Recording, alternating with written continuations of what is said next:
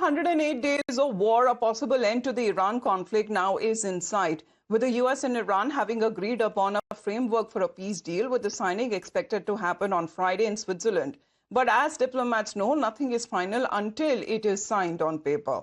And there are five crucial ways ahead. Now, ahead of this, there is also Israel jointly, which had with the United States launched the strikes on Iran on the 28th of February. And officially, details of the agreement, however, still remain limited. But President Trump has announced an end to the American blockade of the Iranian ports, claiming that the Strait of Hormuz will be reopened after the deal is signed. Iran, however, says that the tentative agreement would end fighting from all fronts, including in Lebanon.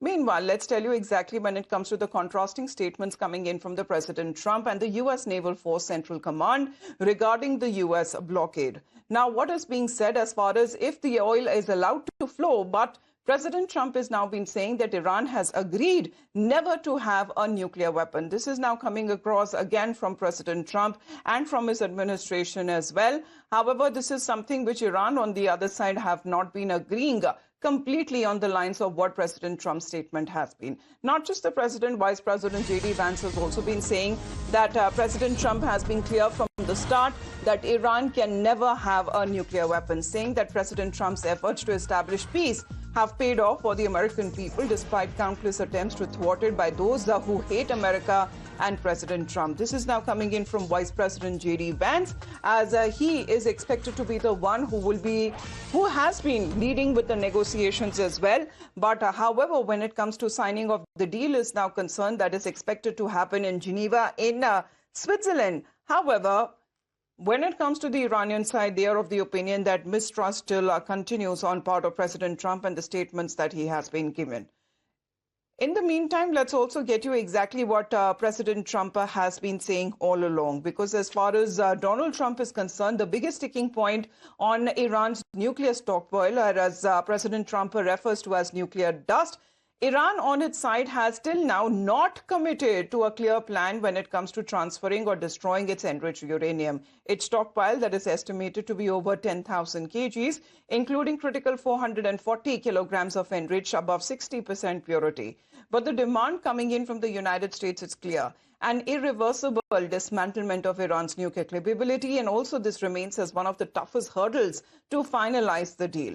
But what is being said exactly when it comes to the country which is not party to this peace deal, however, saying that Israel is turning out to be the biggest thorn for the United States in this peace deal, as Prime Minister of Israel is also saying that under no circumstances Iran will be allowed to obtain a nuclear weapon. Let's in the meantime continue talking about what J.D. Vance has to say. The Vice President has been saying that President Trump is a master negotiator. And let's connect with Ratnadeep Chakraborty joining us live from Tel Aviv. Thank you very much, Ratnadeep, for joining us.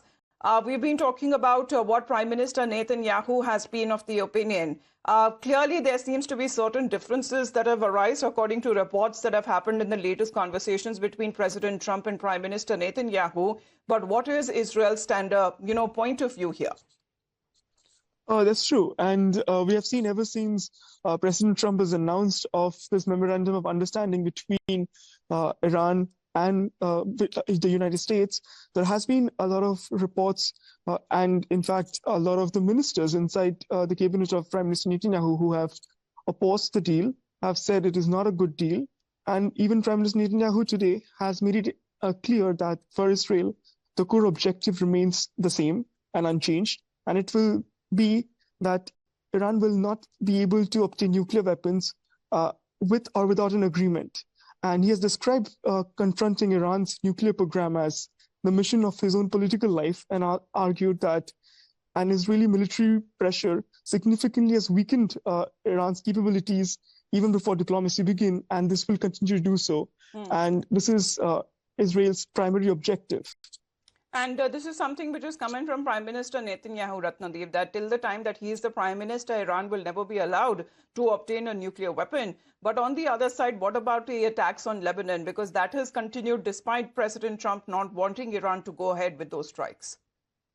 Well, on Lebanon, his position is very clear that Israel does not see itself bound by any diplomatic arrangement that compromises Israel's security, and Israeli forces remain operating inside the South Lebanon, as we have seen a few hours before. There was a message from the IDF that said that Hezbollah continues to fire towards this, the areas in South Lebanon where IDF operates. And his exact message was that Israel has established security zones in Gaza, Lebanon, and Syria, and will continue operating there as long as it's required to protect the country. And it's not bounded by any deals signed between the United States and Iran. Right, because Israel this time is not party to this MOU, but this is something which Prime Minister Netanyahu is of the view that they have established deep security zones around the state of Israel, and especially when it comes to in Gaza and Syria and now in Lebanon. And he says, making it clear that they will remain in these security zones for as long as necessary to protect the state of Israel. Ratnadeep, I request you to stay on with